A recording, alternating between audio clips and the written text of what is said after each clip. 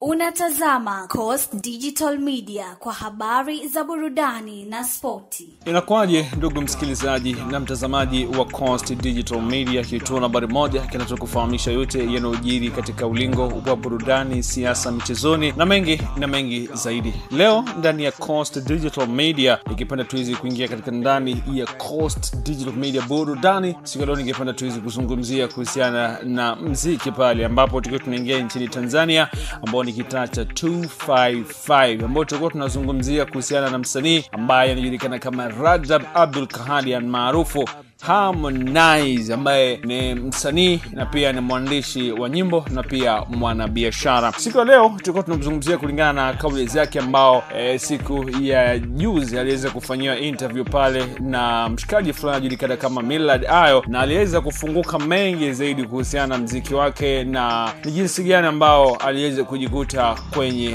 muziki. Na hivi ni kwamba basi mwanamuziki huyo Harmonize kutoka Tanzania, ambaye pia kama ilivyokujuza kwamba ni meneja wa Konde Music Worldwide, aliweza kufichua rasmi kuwa hajawahi kuingia katika nguvu za giza ili kwamba kuweza kupata umaarufu. Na kama ilivyokujuza, Harmonize aliweza kuzungumza hayo siku ya juzi alipoitwa katika mahojiano na Millard Ayo pale. Ni kama msanii huyo basi aliweza kusafisha tetesi kuwa sherehe ambayo iliweza kufanyika kule kwa nyumbani ya kuweza kumkaribisha nyumbani baada ya kutoka WCB, ambao kwenye video iliweza kuonyesha kwamba babake Harmonize aliweza kuchinja mbuzi na baadaye kuweza kumpaka damu msanii huyo, ikiashiria kwamba ilikuwa ni tambiko fulani hivi. Kama mashabiki ama watu waliweza kuiona video ile waliweza kuichamba zaidi kusema kwamba babake Harmonize ni mtu ambaye anashiriki katika masuala ya ushetani. Lakini kulingana na Harmonize aliweza kusema kwamba swala hilo si la ushetani bali ni mila na desturi zao za nyumbani, hivi kwamba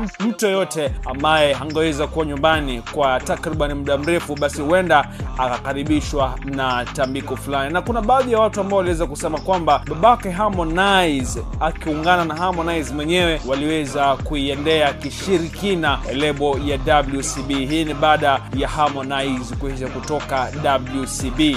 Na ukumbuke kwamba baada ya Harmonize kuweza kufanyiwa tambiko lile, basi ndoto yake ya kukua kwenye industry ya muziki iliweza kupanda zaidi na kuweza kumfanya kufungua lebo yake ya Konde Music Worldwide. Hata hivyo basi Harmonize aliweza kuongezea kwamba pia kuna rafiki fulani wake mkubwa zaidi ambaye alishawahi kumshawishi aweze kwenda kwa mganga ndio aweze kutusua na kupata nyota kwenye muziki. Na kulingana na Harmonize basi aliweza kudai kwamba kunao baadhi ya waganga ambao wanasaidia na wengine wanaipotosha jamii, hivi kwamba Harmonize kumbuka kwamba ni msanii ambaye anafanya vizuri zaidi kwenye industry ya muziki. Inasemekana kwamba baadhi ya sababu ambazo ziliweza kufanya zawezi kutoka WCB ni kwamba aliweza kujihusisha na masuala ya kishirikina, hivi kumfanya kwamba Diamond hawezi kumtoa pale WCB. Hiyo ndio story ambayo nimeweza kuandalia hapa ndani ya Coast Digital Media. Cha msingi tu, kama mara yako ya kwanza, hakikisha kwamba una subscribe ili kwamba endapo tuko tuna story nyingine nzuri zaidi ya makali zaidi utakuwa mtu wa kwanza kuweza kuipakua. Mimi nakwambia hivi, hakikisha kwamba una subscribe, una comment, una share, alafu utakuwa tunasonga mbele. Kumbuka kwamba pia unaweza kufuatilia story zetu kupitia pale Pwani News Africa Media Kenya, ambapo tutakuwa tunapata story kama hizi. Cha msingi tufika pale alafu mambo yanakuwa mazuri. Mimi naitwa Mwarandu.